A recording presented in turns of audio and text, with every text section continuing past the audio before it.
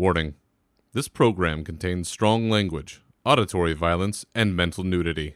It is intended only for mature audiences. Listener discretion is advised.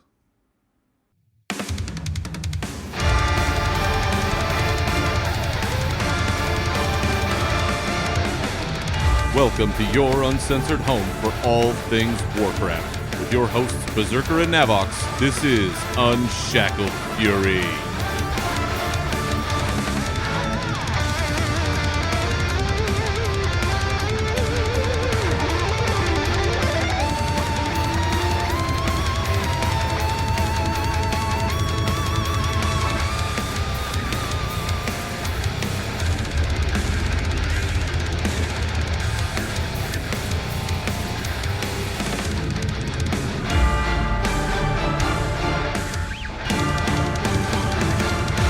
All that's old is new again. Warcraft proves it's still full of surprises, and we are here to cover it all. Welcome back for episode 52 of the Unshackled Fury podcast, your uncensored home for all things Warcraft. I am your host, Berzerker, and with me, as always, is the hound to my Arya. He is Navox. Welcome back again, sir. You and I, we don't get to hide. Ooh. I love that. Oh my God. Such good stuff coming out this past week. Yeah, and we're certainly going to be talking about this new cinematic, and hopefully by now everyone has seen it, because it is the first and foremost thing on our minds this week, and we will be talking about that a lot on the news. But yeah, that line in particular, just chills, man, all the way around. That was good. So, how have you been since the last time we've been here? We had a little extra layoff for Mother's Day to take care of some business, but we're back in action. So what's new in the land of Navox? Not a whole lot. I spent the weekend sweating my butt off out in nice Florida sun. Ooh.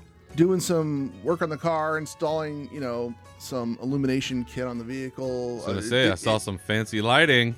Yeah, so that's a default lighting kit that comes on some of the models of the Outback, and you can order it separate and install it. So I was like, all right, I'll install it. I'm like, this will only take me a couple hours. No, it took me basically, I went over to my parents' house on Friday because somebody's like, oh, it'll just take you about 2 hours to install. Well, I started at 6, and then by 9 o'clock, I'm like, I'm getting bitten up by mosquitoes and stuff. I'm like, I'll just screw it. I'll just drive home with the car in pieces, and then I'll, take care of it in the morning. And why do you people live in Florida? I mean, I know why I get shit for living in California. I honestly don't. It's my parents' fault that I'm here, and I should have moved out a long time ago. I should have left the state a long time ago. But yeah.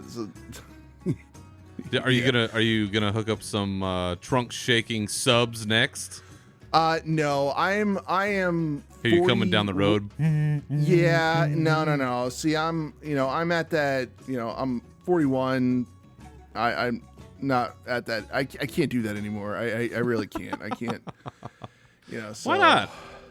I'm blasting out old ladies annoying at coffee shops with metal. Threw on the Berzerker album and blasted some old ladies at a local coffee shop. It's like 11 o'clock on a Sunday morning, and I'm like, get ready, ladies. You're about to hear about Mjolnir. Hammer of Thor. They were not pleased. Yeah, I bet. But in my WoW stuff, I'm still working on leveling up that Heart of Azeroth. I'm at 48 now. Yeah. Just 2 more levels to go until I'm completed. I started working on all of my plate alts because I'm trying to get those legendary Arathi shoulders. So I figure the more plate alts that I have that can go in and do Arathi, the more chance I have to do that. And also, I've also been farming Siege of Orgrimmar again with all of my plate classes on Mythic and Heroic, and burning coins to try to get the, elusive Tusks of Manaroth. Oh yeah, good luck with that. So basically, I guess if you had to summarize my last 2 weeks in WoW, it's that I'm tormented by shoulders because I can't, I keep hunting these things down, But that's pretty much what I've been up to in WoW. How about you? How have your past 2 weeks been? Well, busier than a one-legged man in an ass-kicking contest, but that's usually the life of a working parent and a Warcraft raider, I suppose, as they say. As far as Warcraft goes, I had the great pleasure of grinding away for a couple of weeks with my raid team on Heroic Mechatork. And then the one night I'm not there, they get it down and give me shit about it on Twitter about how apparently the warriorless strategy was what worked for them. So, oh god, that was great. That fight sucks. It does, and I'm so happy that the team got past it because I know we were all feeling the burn. And hell, if it meant that I had to be gone for them to do it, then so be it. Because let's move on. That fight is just. Yeah, you can't do it for too long, and then it's like, what the fuck am I doing here? I'm gonna go play Doom. Yeah, that fight, it goes hard fight, easy fight, and then hard fight again. So the Mechatork is a hard fight. Then, the ship one with the brother and sister, I forget what it's called, but that's an easy one. And then Stormwall Blockade, that's it, Blockade. Yeah. That's an easy one. Yeah. And then Jaina's a hard one. I hate Jaina still. They're tough fights. But good. I'm very happy that they got that fight down with or without me. I'm sure I'll get one in here eventually. But that's kind of been the big thing in Warcraft. Been trying to get some time in. I'm on solo daddy duty this week, so that guarantees that I'm going to get more playing time. Because when I am spouseless, then I have to find something to do to fill my nights, and that usually means I'm playing Warcraft. And yeah, I'll be grinding out some AP because, that's what we do, I guess. Probably level my Dark Iron Shaman a little bit more because I'm still working on that guy, and he's still hanging out in the wetlands and having fun. So, yeah, it's been good. But, we've had a lot of news happen in this past week. We were tentatively going to do the show last week, and we said, we'll push it a week. And I think that was a really good decision based on everything that's happened. But there was one news item in particular that you and I got really excited about, along with many, many other people. And then our dreams were dashed. Oh, yeah. And so I think we're going to jump into that for our rage topic for the week. So let's go. Let's rage. As many of you know by now, this year is the 15th anniversary of World of Warcraft. That's right. In November of this year, Blizzard and all of us will be celebrating 15 years of Warcraft. What do you think about that? That's pretty insane that we're all still here after this length of time. It's really insane that we are still here and that there hasn't been a WoW killer yet. All these other games that came out, it's going to kill WoW. It's going to kill WoW. WoW Classic's going to kill WoW. Everything's going to kill WoW, but nope, we're still here playing. Yeah. Still here playing. So as part of that, we do have WoW Classic, which we have a bunch of announcements that have been made about that. The beta is up and running. We're going to talk about that in a bit. But there was one piece of, let's say, consumerism that was announced to go along with all of this, and it was a 15th anniversary collector's edition of World of Warcraft, which, for some of us who collect these kinds of things, we get all giddy about this sort of stuff. And considering that the original vanilla classic, whatever you want to call it, the vanilla World of Warcraft collector's edition, the physical one, is very hard to come by these days and will run you somewhere in the neighborhood of $5,000 to $10,000 if you want an unused one. This sort of part two, second take of the World of Warcraft Collector's Edition afforded us an opportunity to kind of maybe fill out our collection or add something pretty neat. And this sucker has all kinds of cool stuff in it. Looks awesome. Some great ads, some items in it, and we'll talk about that a little bit later. So it got us all ginned up, ready to go, juiced up. We're like, yes, look at this thing. It's amazing.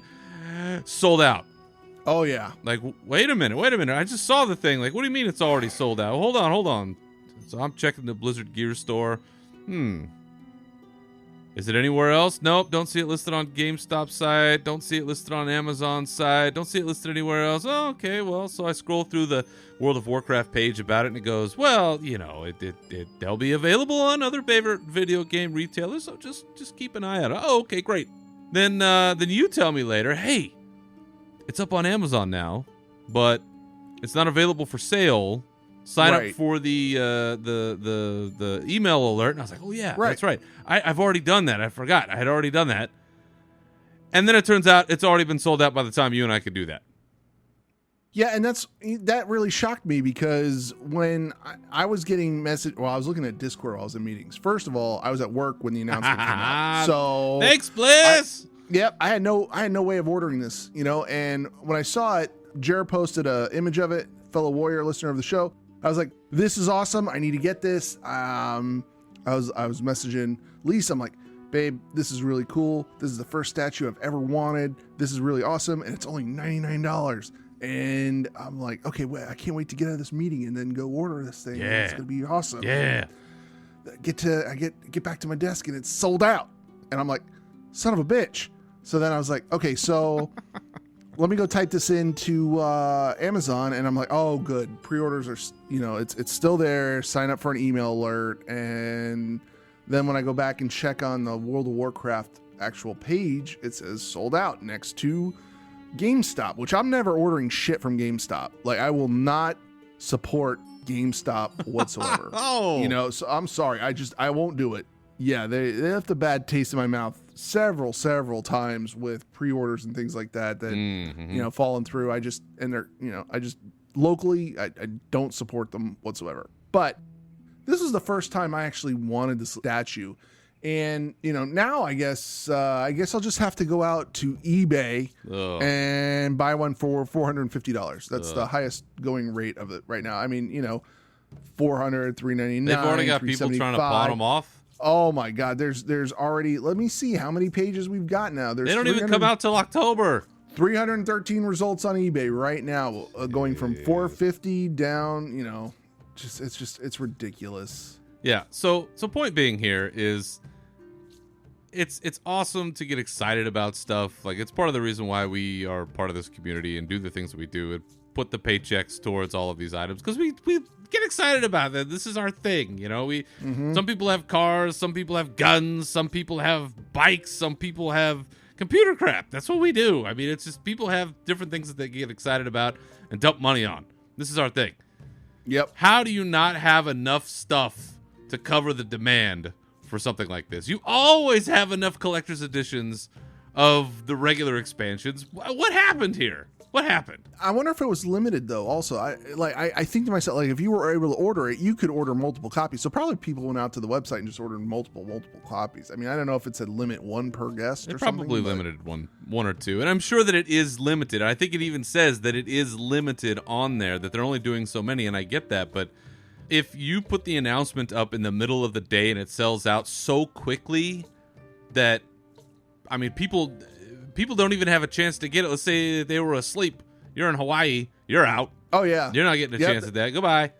Not to diss on our Hawaiian brothers and sisters, but I mean, it's a smaller group compared to everywhere else, which I guess is where you're going to make most of your money from. So they should be concerned, but they may not be. But the point being, I really, really, really, really hope that there's going to be a second round, maybe another retailer jumps on something to get us another opportunity at this, because I had to say, I was pretty excited to see this, and it's really a bummer to see, and not just for myself, obviously I'm selfish and I'm just being an ass in this way, but to see how many other people are not getting a shot at this. And that's what's kind of disappointing, is this is the kind of thing where, it's couple of guys who host a show. I'm looking at this and going, hell, this would make a great giveaway.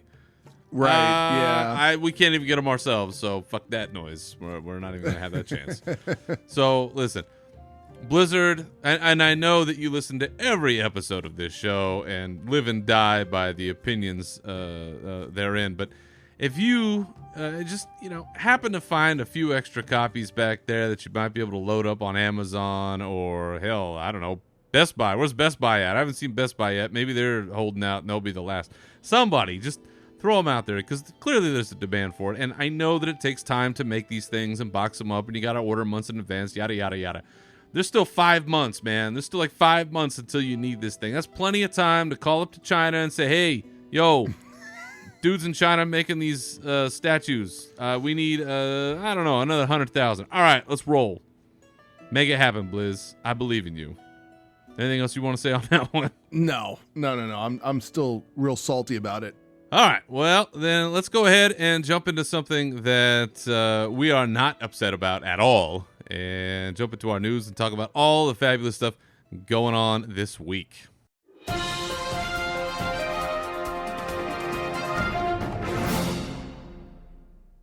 So like we said at the top of the show, the first and foremost thing on our minds when it comes to news as of recent with World of Warcraft was the release of yet another surprise, fully rendered cinematic, this time titled Safe Haven. You see the discovery of Thrall living his farmer lifestyle out there in Nagrand and Outland, and he is discovered by Sarfang, who apparently was tracking a couple of Sylvanas' assassins, and they found him out there, and holy shit, man. What another beautiful piece to add to everything else that they've done already with this expansion. Yeah. Now I actually don't know I don't know if they're Sylvanas' assassins, though. I think that the little V that's like carved under one of them. I was going to ask you about that. Doesn't that mean that they're like tied to her somehow? I don't know. And I don't know if that is something different. I don't know if the little V carved underneath that rogue's eye is for something else. But you'd think that, speculation was that, if they wanted Thrall dead, then Sylvanas probably would have sent, maybe Nathanos or, I don't know, her Dark Rangers or something like that. Not a couple of scrub rogues. I don't know. Running up like a little noisy there, rogue. They were stealth, though. That was pretty neat to see. Yeah, that was really cool. I loved everything about this cinematic. I loved the intro. I loved Sarfang walking through Nagrand and Outland, running his hand through the wheat. Similar to Marcus Aurelius in Gladiator. And if everybody got, I feel like everybody who's seen Gladiator probably got the same thing when they saw Sarfang walking through the fields. Just it's that old soldier returning to a place of like some simplicity and away from war and strife and stuff like that, and which is pretty much the reason why Thrall's out there. Exactly. He's just like, I'm checked out, guys. But I do like how then I liked how just the story. The video itself is 4 minutes long, but it tells. It's funny how much emotions that they can pull out in 4 minutes when you're watching this. Like when you're looking at Thrall, he's sharpening. He's just sharpening up his a little farm tool or something like that, and like a hand scythe or something. He looks up and he's like, he's got that. It's like a hand scythe for wheat. That's exactly what it is, and he's got that cross between like that you old son of a bitch look, and he's happy to see his old friends, and or oh shit, things must be bad if Sarfang's here without any shoulder pads on. So I loved Sarfang's interaction with Thrall. Like, well, this is a good life. This is, I don't know. It we don't need to keep reiterating that we're mainly Alliance people, but it's the storytelling there was just amazing, and I really, really loved everything about this video. You know? Well, yeah, we don't hide from the fact that we are dyed-in-the-wool Alliance, right? But here's the thing: is that, to your point, there's a lot of story being told in that 4 minutes. Oh yeah, and there's a lot to pick up from it. I think even things that are unspoken, right? And we'll get to that. One of the things that I really liked, oddly, because I don't think that this was the point or was something they were trying to do, was the music, particularly at the beginning. Oh my God. Yeah. Was very Blade Runner-esque. Yeah, it's this kind of like ethereal sort of vibe to it. It's Nagrand. It's like a remix of the Nagrand theme. Yeah. It's well, seeing the Grand at its full glory, like full cinematic glory with Oshigun, that big white mountain thing, and seeing, I guess, is this terraforming? Is that what Thrall is doing? Is he trying to kind of reclaim that land and turn it into something that's usable?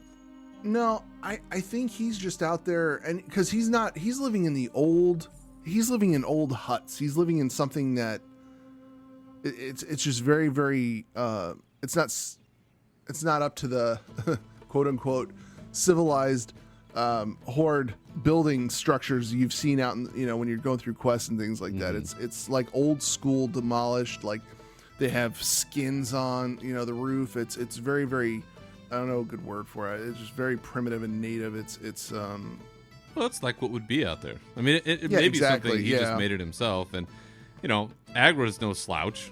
If it's the two of them, they certainly can make some things. And we haven't seen the offspring in a while. Yeah. So who knows what that situation's looking like. I imagine an orc child's pretty beefy, even at a young age. So they could be putting a bunch of that together. But one of the things that I thought about while I was watching this was, first of all, they sprung this on us again. We had no warning. Here's another one of these cinematics. We used to only get one per expansion. Now we've had several. They're setting the bar, frankly, pretty high. But the way that they're using these to move these story beats along just a little bit further, we knew that Thrall, for instance, was coming back because there was some data mining recently. Where we saw an updated character model for him. And we even talked about it on the last episode. Spoiler, it's kind of a spoiler. Well, not so much of a spoiler now because we got this out there and it's known that Thrall is coming back. But thinking about this particular cinematic, what I thought was satisfying in a way, I suppose, is that it takes several years for these fully rendered cinematics to be made. This is not something they can do overnight or in 6 months or anything like that. This takes some significant amount of time, which means that they plan this out, have been working on it. It's been in the queue probably for a couple of years. So in the context of when all of this tantruming was happening with the burning of Teldrassil and people being pissed about the Horde, Blizzard saying, just wait, just hold on. Wait for the story to play out. We see where you guys are coming from, but because they know that this is happening, right? They already know that we're going to get to this point. And how irritating must it be to have to sit there and listen to all of this shit talk and listen, you little fuckers. Just you wait and see what's coming. You're going to get in a Grand in its full-blown glory. You're going to see Thrall in old daddy mode. You're going to see all of this stuff. And it's going to be badass, and you're going to be so happy. We can't say anything about it right now, so just sit tight. Just wait. It'd drive me nuts. It would drive me absolutely nuts. But I feel that there should be a certain level of vindication there to watch as this story goes. And I guess the way in which Saurfang's story has progressed, because if he survives all of this, how is it that he would not be the future leader of the Horde? I know. It's lined up for him. It's why he wasn't before. I don't know. Maybe he's just like, I just don't want to do it. I don't know. But he was always king shit warrior. I mean, that guy was unbeatable. Yeah, and this is his mission now to help get back the old Horde from Sylvanas. So yeah. One of the other things I thought was kind of interesting was bringing Thrall back into the mix, and as we all know, Thrall and Chris Metzen go together like peanut butter and the peanut from which it was made. I mean, it's pretty much one and the same at this point. Yes, yeah. I doubt that this was intentional, but the sort of similarity I see between that interplay of this figure coming to find him, that he's now in retirement, that his family is somewhere nearby, that he's enjoying this sort of quiet, good life. Very reminiscent of the recent interview that we heard from Chris Metzen on the Instance, where he's talking about, being a dad and doing these things now in retirement. And it's interesting to me to have this human and this character both kind of playing the same role. And a connection from the past life coming forward and saying, hey, we need you. Because now they need Metzen to come back and be Thrall once again. Which, even better, when they had him at BlizzCon and they were like, hey, we should bring Thrall back. We're like, yeah, that sounds like a good idea. They already knew they were going to do it. Yeah. I mean, it's too funny just to see that. Yeah. But again, it's the furtherance of that story. He's coming out there. Saurfang he's tracked these assassins. He's found Thrall. He's bringing them back into the mix. Clearly, Thrall now is kind of like the Luke Skywalker of this situation. Last Jedi Luke Skywalker of, I'm going to come back and be the old grizzled veteran. And I'm going to stare these bastards down and inspire a bunch of people. Because after all they've been through for the Horde, the old Horde, the true Horde, whatever you want to call them, to see Thrall back in the mix. I mean, I'm Alliance, but even that would pump me the fuck up. So I'd be all over that. One of the other interesting things I thought in watching this is, and this is the reason why I mentioned the thing about the terraforming. Is it possible that we're going to be going back to Outland? Do you think? I do. I actually think that at some point we're either going to go back to Outland or Nagrand may be a scene for one of our, the Arathi Highlands, the Dark Shore. I think it's going to be one of our, word escapes me at the moment. Warfronts. But yeah, Warfronts. Yes, thank you. Yeah, I thought it was, to your point of how they put so much story in a very short period of time, that also means that they don't waste anything. So what do we know now about Outland? We know that the Outland that we've been to many years ago, that it's still inhabited, that it hasn't quite been destroyed and drifted off into the ether, or the nether, as we have it. It's still there, and it looks like it's, at least in the Grand, still usable to some degree. So is it possible that there is a future for Outland in Warcraft besides just being a place that we all try to avoid while we're leveling now? And that's the thing. I don't know why. Okay, so I know people avoid Outland, but I actually enjoy going through Burning Crusade, at least, and we said it in a show or two ago, how I love to go through Terracar Forest, the Arakoa, things like that. I love Nagrand. I love Terracar Forest. Burning Crusade is such an amazing, I don't know, I loved it because it was, I guess maybe I have an attachment to it because it was our first expansion we got after Classic, but the music, the setting and all of that, I enjoy it a lot. But I would be amazed if we are going back to Outland for some reason. If for some reason Outland has something we need to help us defeat Sylvanas in the end, or the old god, not old god, thing, then absolutely, by all means. But, I almost wonder if this reaches a little bit deeper, that maybe, who knows, maybe Thrall's not the only person coming out of retirement. Maybe there'll be some big announcement at BlizzCon that somebody's coming back to work on the story development team or something like that. God, I doubt that so highly. I don't know, I mean, I hear what you're saying, but man, I'm holding out hope. I think maybe life has calmed down a little bit for him, and I think maybe he's got Christy Golden to work with. Christy Golden's writing all this amazing stuff. I mean, it is it's, and that's why I don't think that he needs to come back or really would want to, because now it's almost like somebody else is already running with that torch and doing a really good job. Absolutely, yeah. And I did see this recently, because after this cinematic came out, I tweeted some thoughts about it, and Christy Golden replied, and because I thanked her for it, and she was like, it's not just me, there's this whole team involved, and it's like, yeah, I know that there's other people, and God bless them, and thank them, because they're doing a kick-ass job too, but come on, girl, like, we know it was you. We know it was you. Like, you're the secret sauce at this point. It's no coincidence. That's why I wrote it. There's no coincidence. The storytelling has been elevated in Warcraft while she's been on board. That's not a coincidence. Yeah, and I think, it's a typical, like, the writing, like, when Thrall yells at Saurfang, is like, you were followed, and he's like, I followed them. And it's like, oh, I love that. I actually, that's one of the best, I don't know. Can't say enough good things about the Blizzard cinematic team and the storytelling there, so it's great. It's definitely matured.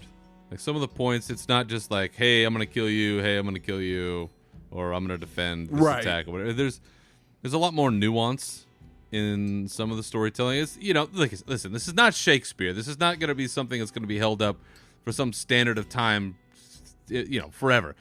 But I think for us, for this game, for where we're at, we're light years beyond where we used to be. And frankly, I'm really enjoying it. I'm sure it's going to continue.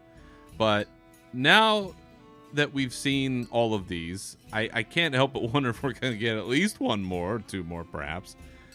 But there was a point that you made, and this might be the last point I have about this. Where was all this for all of our Alliance warriors? Oh, I know. We don't have, like, besides Gen Greymane, we don't have that. We don't have the camaraderie. We don't have the two, like these two old titans. We don't have that dynamic anymore on the Alliance side. I don't see it. We got Varian one time in the intro cinematic for Legion, which was fabulous, but he died and that was it. We've had Anduin a couple of times, but he's not really doing much. Anduin's mostly passive. Yeah, Anduin is mostly passive, and he's just like, listen, I'm going to put myself in these situations, and I know for certain nothing bad's going to happen to me. Just like, for example, in the book in War Crimes, he goes down and visits Garrosh after being told don't, and Garrosh is like, I could kill you right now, and happens again in Lost Honor when he goes and visits Sarafang. He's just like, I'll just mosey in here with Sarafang and talk to him, and I know nothing bad's gonna happen to me. And sure, we don't want a warmonger or anything like that, and I'm pretty happy with the character development of Anduin. But where's the action? It's exactly, now we got a little bit of Jaina at the beginning of this, and again, Jaina throws down. Jaina's awesome, but that was not a full cinematic though. Right, exactly. That's what I'm talking. I want to see Charlemagne in its full glory once again, laying the smackdown on somebody. Because at this point we've had Sarfang being shown in a variety of things with other characters, and that he seems to be the main thread through all of this, and that's fine. That's great. They're doing a great job. I'm not complaining. Absolutely. It's like how when you watch Star Trek and you're like, you know what? I'm totally for the Federation, but I can respect the Klingon Empire and the Klingons and stuff like that. Exactly. Yeah, they even have Makara. So exactly. There you go. You have those storytelling elements, but it does. I do hope at least that in the future there'll be a little bit more for the other side of the, let's say, faction fence, because where they have had those great interactions, you do want some kind of action from your people. Gen throwing down, maybe Anduin throwing down again. Right. Maybe, hell, make Bolvar again. I don't know. Somehow he's not the Lich King, and they give him his body back. I don't know. Maybe they resurrect Anduin Lothar. I don't know. Somebody. But yeah, it's. I'm jealous. That's what it is. I'm just jealous. I'll say it. I'm just jealous. I want to see my Alliance heroes throwing down in full 4K glory. And not that the in-game cinematics are bad, because they're fabulous too, but woof, it's something else to see those things fully realized. To see Thrall, full-blooded, like right there, like, hey, he looks real. Now I'm trying to figure out if that was mocap or not. Like, I don't know, like, would they have done that type of stuff? Is that what they do with that kind of animation? Because I think they have a lot of referenced stuff, but I don't think it's necessarily mocap. I mean, because you look at the eyes, and the eyes, like when Sarafang's like, do you know, and he catches himself and he's like, do you know what she's done, and things like that. You look in the eyes and you're like, God, the eyes are almost human when you're looking at the two. Yeah, of them. it's from what I understand, it's part mocap and still part hand done. Okay. It's because they have. Oh, they showed in some of these behind the scenes videos that they do, they showed how they've done some of the motion capture stuff for like reference material, but then they still go back and they do a lot of this stuff by hand. I mean, it sounds like it's extraordinarily complicated, which is why it takes so damn long to do them, but obviously they do a great job. So yeah. So anyway, if you have not gone out yet to YouTube to see Safe Haven, get out there, watch the damn thing. It's really, really, really good, and giving me hope that in the future this is something that will become a little more regular, and we can see these kinds of fully realized cinematics on the regular. I still want a movie. I want a movie. I want a whole movie like this. Well, if it takes 2 years to make a 4-minute thing, we might all see it when we're dead. So that's fine. All right, other big news this week. Obviously, we talked about this a little bit earlier. The Classic, Warcraft Classic, is up and running on the beta. Woo! Did you get in? I did not. No. Me either. Did you have it selected on your beta options? I did not. I didn't either. Oh. Yeah, we really screwed the pooch on that one. That's okay. I don't feel like I'm missing out on anything. I'm going to log into. Hold on. I'm not shitting on people's Classic. People want to go back and play some old shitty WoW. Go ahead. But I'm just saying, I'll log in and reserve my name and then probably never touch it because I love the way WoW is now. So, but anywho.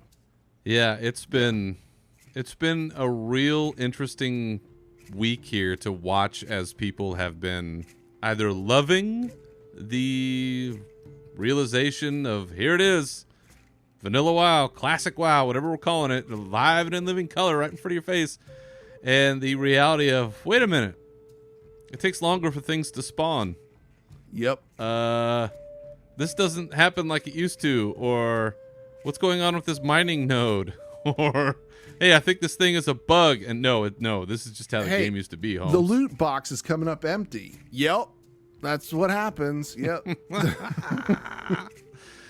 Yeah. And also, there's some things that are just annoying the shit out of me when I watch people, and they're like, "Oh, this just gives me this breathes new life into the game, and I'm having this I look forward to. I play Battle for Azeroth, and I'm so bored of playing Battle for Azeroth, and it gives me something to look forward to."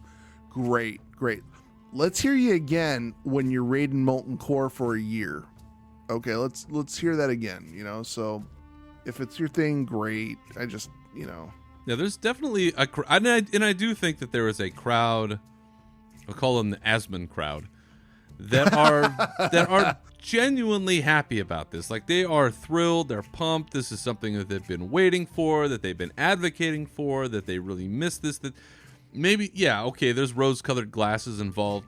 But they genuinely are excited and are enjoying that this is back. And you know what? Hey. Absolutely. Good for you. Good for them. Glad they're enjoying it, and this is something that they want to do. I think for a lot of us, it's going to be more of a tourist type thing where I'm going to check it out. I'm going to see it. I'm going to say, holy shit, it takes me 15 hours to go one level. Like this, I remember doing this, and this is why they changed it. Because, oh, man. Oh, hey, what tank are we going to use in Classic? Oh, yeah, Warrior, because that's what you used back then.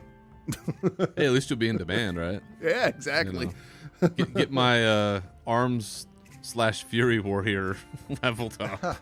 With your agility gear. Yeah, with my leather agility gear, whatever else we were doing back then. And that's the thing, is this is a very specific taste, I think. And anybody that's played the game past Classic, I don't know how you really get into it with all of the creature comforts that have been baked in at this point. I know. Just looking for group stuff, the itemization, I mentioned spawn rates, gathering, professions, all that stuff, man. You're going back to a time when grinding was really grinding. Oh yeah. Yep. Like this is not some shit you do in an afternoon. So I will say is I enjoy the fact that they have a forum post about Classic quote unquote bugs. Yes, I got a kick out of that when people are submitting bugs and they're like, nope, that's how the game was. Yeah. Go play it. That's how it is. Yeah, so we didn't get into the Classic beta, and I don't know if we have enough, what do we call it, influencer bucks to try to pull a trigger and call up somebody and be like, hey, we're from a podcast, we should get access. You don't know who I am? Let's pull that card? No, it's okay. I don't know if we could, but we're not going to, because we're not complete douchebags. So we won't be getting in until they let us in like everybody else, and that's the way it should be. So we'll see. And listen, when we do, we'll get in, we'll kick it, around, we'll see what's going on, and we'll come back. Sure. We'll talk about it on the show. We'll join up and do something. But for the rest of us, let's say for the most part, World of Warcraft Classic will be going live and in full glory on August 27th. So that is when all of us will get a chance to get in there for ourselves. I can't remember off the top of my head, but I believe there will be a date when people can go on and reserve their names and do all that kind of stuff. So I'll probably jump in and save some bunch of names to whatever I can. But if I remember correctly as well, this is included as part of our normal subscription. Yes?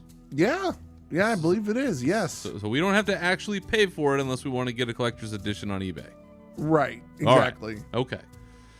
All right. And speaking of the collector's edition that we've already rampaged about once already, there will be this 15th anniversary World of Warcraft collector's edition.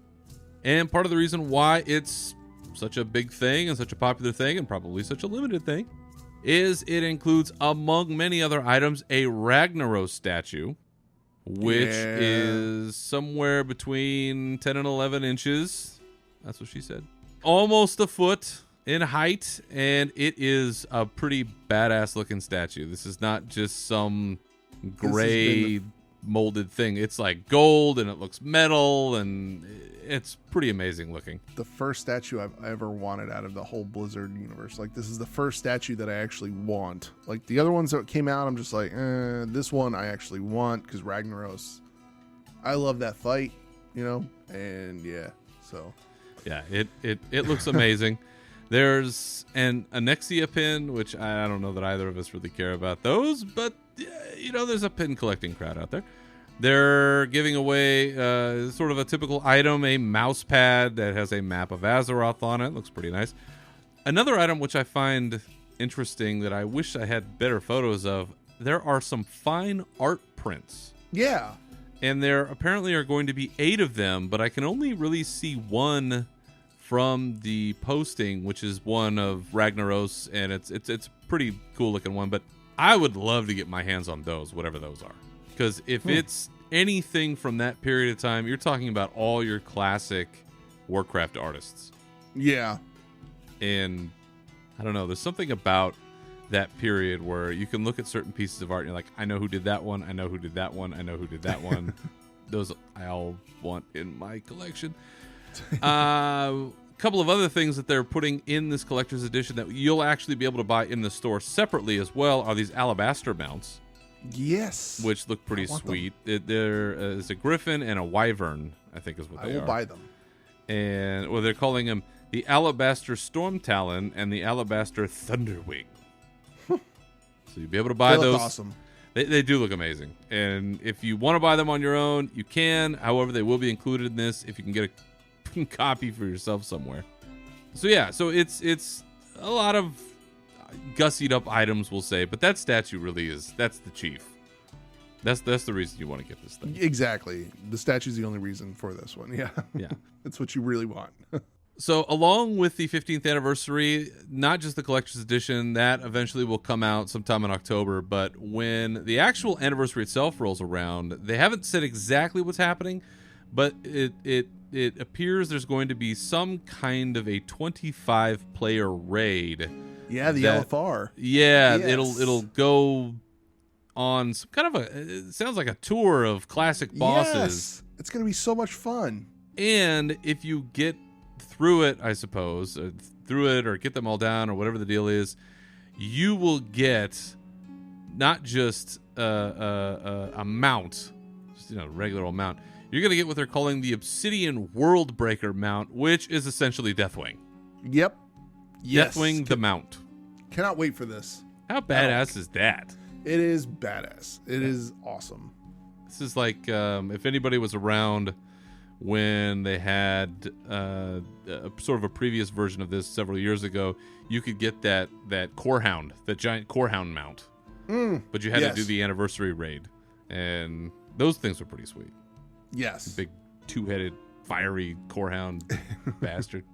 Yeah, that was pretty awesome. So there was a press release through their investor account, and they talked about how there's this celebration coming up, there's a collector's edition, all this stuff. So keep your eyes out. There's going to be more. Certainly with Classic coming, there's going to be an emphasis on Warcraft and all that jazz, especially as we're leading into that October, November BlizzCon era, which is, we think and have suspected that this is going to be a big year for Warcraft at BlizzCon. And part of that also comes from the fact that Blizzard has announced they will not be at Gamescom this year. That's right. And if you'll remember, Nav, this was the convention where several years ago they announced Legion. Yep. And some people had theorized that the development cycle does seem right, but perhaps they would show up at Gamescom and release something, a teaser, an announcement of some kind. But now all of that is gone, and it does seem like BlizzCon is becoming, in my view, like what Disney has with D23, what they've done with the Star Wars celebration, all that jazz. Yep. It's their show. It's the one sole location where they're going to be able to see and get their hands. People will be able to see and get their hands on all the stuff related to the franchises. Do you think that it's a good idea for Blizzard to consolidate into just one show, or are they kind of cutting their let's say their European fan base short? I don't think they're cutting their European fan base short. I feel like they're just going the same. I feel that they're going along the same lines as, not that Disney is by any means a small indie developer or anything like that, So I'm just saying that, Disney has their own thing. Nintendo, Sony, EA, they all, they've skipped out on E3 to do their own thing. Yeah. So this just seems, good for Blizzard to have its own press conference. Last year, I don't want to shit on BlizzCon because last year's BlizzCon, because to me it was to me. Okay, so to me it was a little lackluster. Yes, we got a lot of stuff that came out of it, but what did we get out of it? Diablo Immortal, the handheld thing, right? That is. Well, we got the announcement. We didn't even get the game. We just got right, the announcement. but that's what's stuck in my head. That and the two things that stick in my head from that BlizzCon was Morhaim's retirement and Diablo Immortal. That was it. Sure, there were a lot of other cool things that happened, but I don't remember them, and that's what's stuck in my head. So, and then all the other cool, some of the other cool things were announced at different things along the way, and I think this is a good way for Blizzard to be able to control all of its press, to be able to control all of its announcements, say, hey, look, if you want all this stuff, come to this convention. You'll get to see all of our new announcements, and this year is going to be huge. So we don't know what's going to happen. They'll probably have some Diablo 4 announcement. I don't know. We're not going to hear it at Gamescom. You'll have to wait for BlizzCon. It's like that's what's going to happen. That's why this year I'm keeping my virtual ticket. But yeah, I don't see this as a bad thing for the Europeans. I don't see this as bad for Blizzard in general.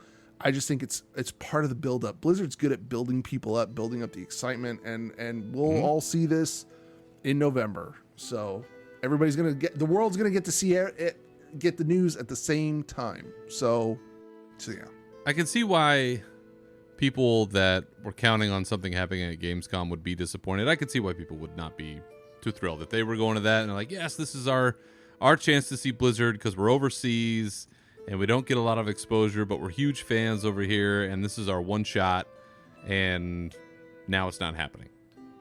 However, when Blizzard has to go to a Gamescom, has to go to another, let's say, event, one, they have to share floor space with somebody.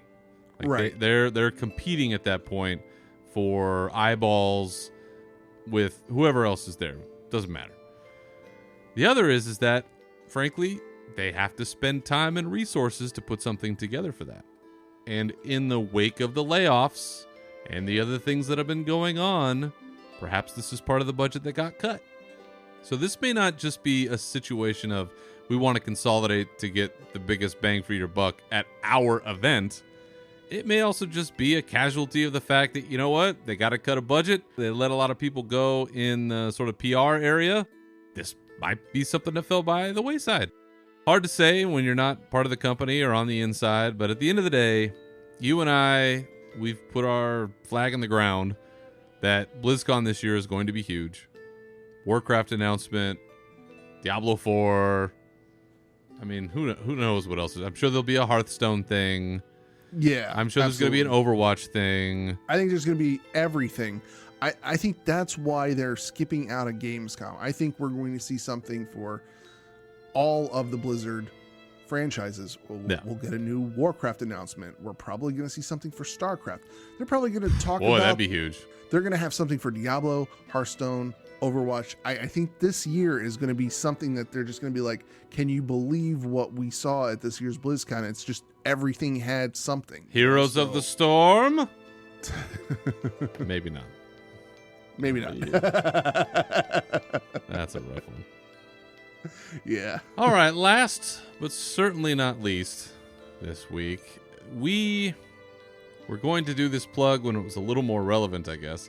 But the Con Before the Storm has their Kickstarter up and running. And as some of you may have heard us talk about here before, Con Before the Storm is an event that is put on at BlizzCon before the event. So it's either, it's during. So it's kind of Thursday, Friday night, that sort of thing, depending on sort of the venue.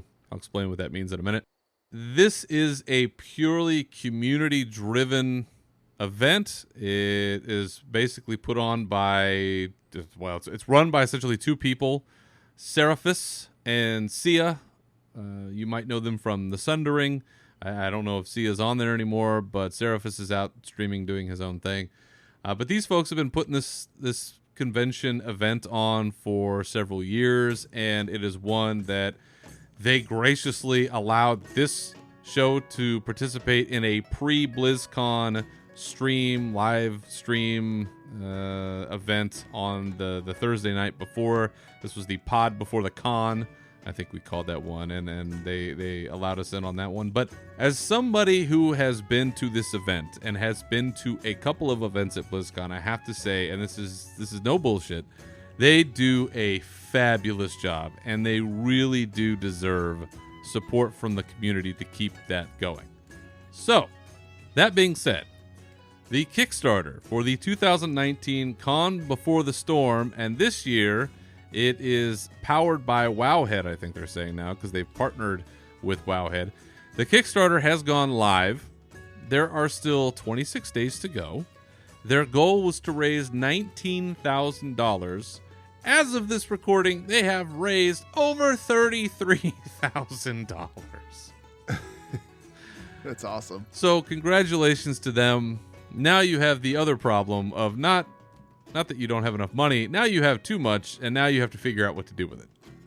This is kind of like the Brewster's Millions of event hosting.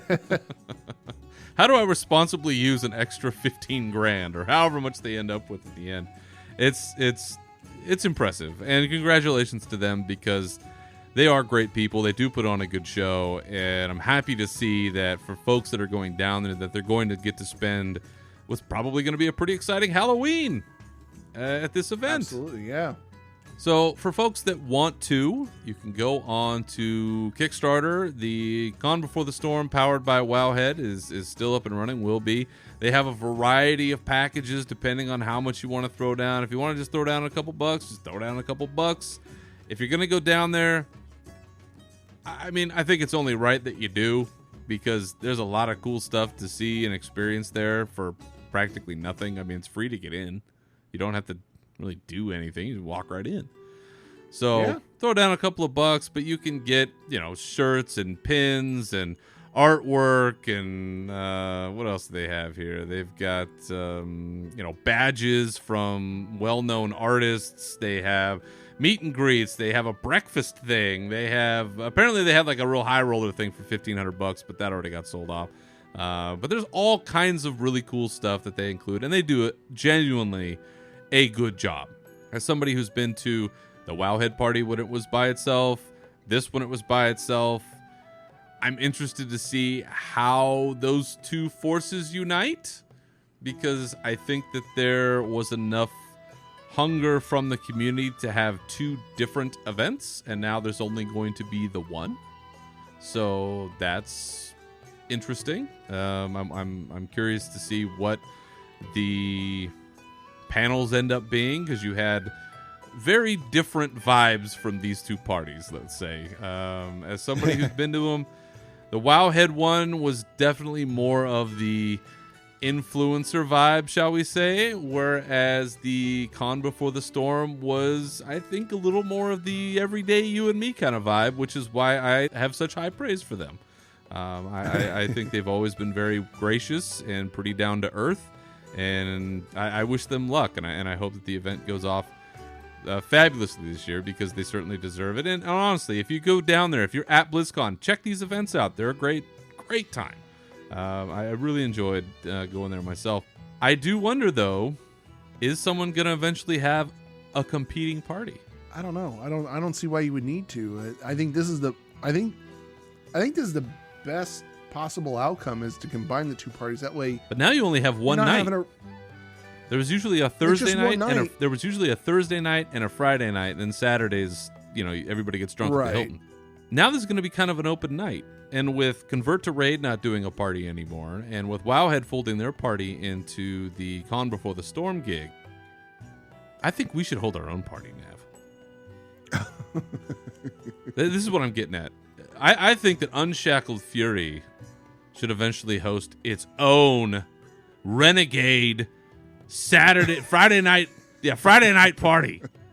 And we'll just get a bunch of kegs, a Keystone Light, and we'll just roll them into one of the banquet halls and just tell them that we reserved it. And maybe we can get some ladies of the night to show up and goose up some nerds. And I think we could really put something together. Sounds good. We'll get planning on that. All right. So bottom line is, Con Before the Storm 2019. Clearly, it's going to happen this year. Show up, have a good time, support them if you can. They're good folks, and who knows? If they're doing something similar to what they did last year, you just might see this fine little program interacting with some aspect of that in the future, and we will certainly keep you posted. All right, well, that does it for this episode. Other than this fine program, where can the good people find you on the internet, Navox? You can find me out on Twitter.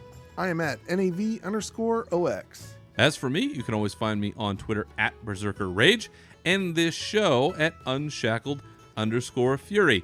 And just a quick programming note, I will be appearing on the new podcast, Scrubs versus the World, which is a new podcast hosted by a gentleman by the name of, he goes by Cy or Cyrub.